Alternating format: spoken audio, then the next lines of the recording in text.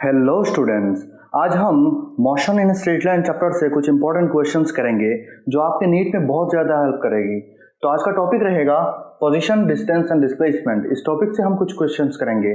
तो चलिए देखते हैं पहला क्वेश्चन क्या है। तो पहला क्वेश्चन ये है, Ratan starts from his home and walks 50 metre towards north, then he turns towards east and walks 40 metre and then reaches his school after moving 20 meter towards south. Then his displacement from his home to school is। ठीक है, रतन नाम का एक बंदा जो घर से निकलता है, कुछ इधर उधर नॉर्थ साउथ ईस्ट वेस्ट कुछ इधर उधर जाता है, उसके बाद फिर स्कूल पहुंच जाता है। तो हमें क्या निकालना है, उसके घर से जो स्कूल का जो डिस्प्लेसमेंट है वो निकालना है। हम डिस्प्लेसमेंट किसको बोलते हैं? दो पॉइंट का इनिशियल और फाइनल पॉइंट का जो शॉर्टेस्ट जो लेंथ है उसको हम डिस्प्लेसमेंट बोलते हैं। जैसे मान लीजिए ये एक पॉइंट है, ये एक पॉइंट है, ए और बी, यहाँ से यहाँ जाने का सबसे शॉर्टेस्ट पाथ रहेगा ये वाला, और बाकी जितना भी पाथ होगा ये उससे ज्यादा लंबा होगा। तो हम इन सब को डिस्टेंस बोलेंगे और सबसे शॉर्टेस्ट पाथ को हम डिस्प्लेसमेंट बोलेंगे। इसको हम डिस्प्लेसमेंट बोलेंगे। तो हमें शॉर्टेस्ट पाथ निकालना है। चलिए देखते हैं उसका सॉल्यूशन क्या है। इसका सॉल्यूशन निकालने से पहले हम थोड़ा डायरेक्शन का ये बना लेते हैं। नॉर्थ साउथ ईस्ट वेस्ट, ठीक है। हम डायरेक्शन इस तरफ बनाते हैं, नॉर्थ वाला ऊपर, उसके बाद इस तरफ जब मुंह फेस करके खड़ा हो जाएंगे तब राइट वाला क्या ईस्ट और लेफ्ट वाला वेस्ट, ठीक है। तो अब क्या है, छोटा वाला ये मान लीजिए उसका घर है, घर से ही बंदा निकला कहाँ 50 मीटर टुवर्ड्स नॉर्थ, घर से निकला, मान लो ये घर है, यहां से इस तरफ 50 मीटर चलता है नॉर्थ की तरफ, ठीक है। हम बड़ा करके बना लेते हैं, नॉर्थ की तरफ 50 मीटर, ठीक है। उसके बाद then he turns towards east and walks 40 metre. अब यहां जाने के बाद बंदा रुकता नहीं है, बंदा आगे चलता है, स्कूल जाना है ना उसको। तो किस तरफ मुड़ता है, 40 मीटर जाता है साउथ ईस्ट की तरफ 40 मीटर जाता है। तो इसको बड़ा करके यहां बना लेते हैं, ईस्ट की तरफ 40 मीटर। और फिर वहां जाने के बाद after moving 20 metre towards south, वहां जाने के बाद 20 मीटर साउथ की तरफ, साउथ नीचे की तरफ इस तरफ मुड़ता है 20 मीटर, और फिर स्कूल पहुंच जाता है, ठीक है। ये वाला कितना है, 20 मीटर। तो हमें क्या निकालना है, डिस्प्लेसमेंट इन दो पॉइंट्स का जो लेंथ है ये निकालना है, ठीक है। तो इसको हम कैसे निकालेंगे? इसको निकालने के लिए हम एक इमेजिनरी ट्रायंगल मान लेते हैं। अगर ये वाला डिस्टेंस, ये वाला लेंथ 40 मीटर है, इसका समान ये वाला लेंथ कितना होगा, 40 मीटर, ठीक है। और ये अगर 50 मीटर है तो ये पूरा लेंथ भी 50 मीटर का होगा। और यहां से अगर 20 मीटर चला गया तो यहां कितना रहेगा, 30 मीटर।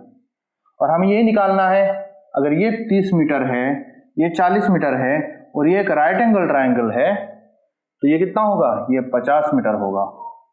वो कैसे? तो आंसर क्या होगा, 50 मीटर। तो अब ये 50 मीटर कैसे आया, चलिए देखते हैं। अभी ये थोड़ा साफ कर लेते हैं। तो अगर मान लीजिए इसका नाम दे देते हैं ए बी एंड सी, इसका ट्रायंगल का नाम। तो हम पाइथागोरस थ्योरम से जानते हैं AC square is equal to AB square plus BC square, AB square plus BC square. हमें निकालना क्या है, ये AC निकालना है। AC is equal to under root of ये स्क्वायर, यहाँ रूट बन जाएगा, AB square plus BC square is equal to AB का वैल्यू कितना है, AB 40 मीटर, 40 स्क्वायर प्लस ये 30 स्क्वायर, ये 40 स्क्वायर कितना होता है 1600, ये 30 स्क्वायर कितना 900, ये टोटल कितना हो गया 2500, ठीक है। 25 को किसका स्क्वायर रूट है, 50 का, ये कट गया तो कितना बचा, 50 मीटर बच गया। तो ये है आंसर आपका 50 मीटर, ऑप्शन नंबर ए। तो चलिए देखते हैं नेक्स्ट वाला क्वेश्चन क्या है। इससे पहले ये साफ कर लेता हूं। तो नेक्स्ट क्वेश्चन है, A particle starts from the origin at time t is equal to 0 and moves along the positive x-axis. The graph of velocity with respect to time is shown in figure. What is the position of the particle at time t is equal to 5 second? हमें एक velocity time graph दे रखा हुआ है. यहाँ एक particle जो origin से शुरू होता है और इस तरफ जाता है, ये ग्राफ फॉलो करता है, मतलब एक ओरिजिन से शुरू होकर पॉजिटिव एक्स एक्सिस की तरफ मूव कर रहा है. हाँ, अब हमें क्या निकालना है? Position of the particle. इस position of the particle at time t is equal to 5 second. यहाँ पे हमें उसका पोजीशन निकालना है. तो हम क्या जानते हैं? हम जानते हैं वेलोसिटी टाइम ग्राफ का जो एरिया है, area under the velocity time graph represent displacement या पोजीशन. तो हम इसको ऐसे नोट बना के लिख लेते हैं. चलिए, note the area under velocity time graph represents displacement.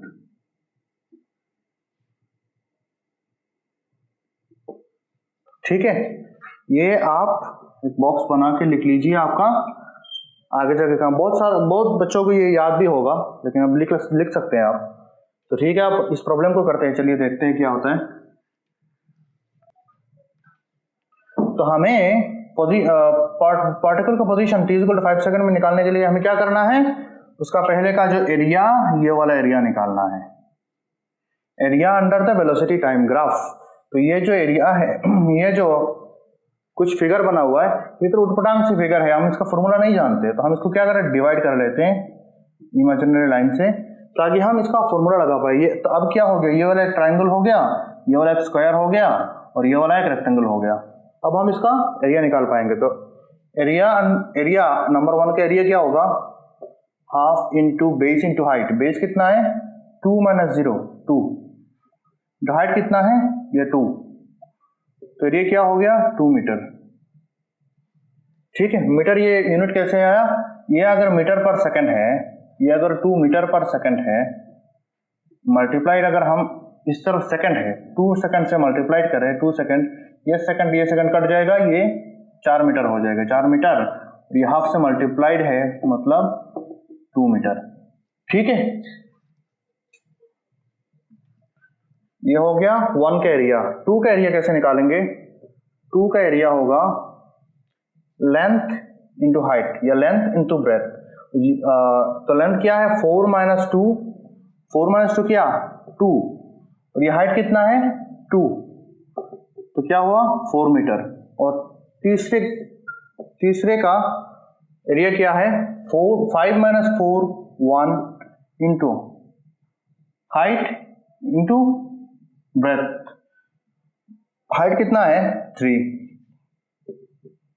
Metre. अब टोटल एरिया कितना है? Total area is equal to 2 plus 4 plus 3 is equal to 9 metre. 4 3 7 2 9. ठीक है, तो ये 9 मीटर.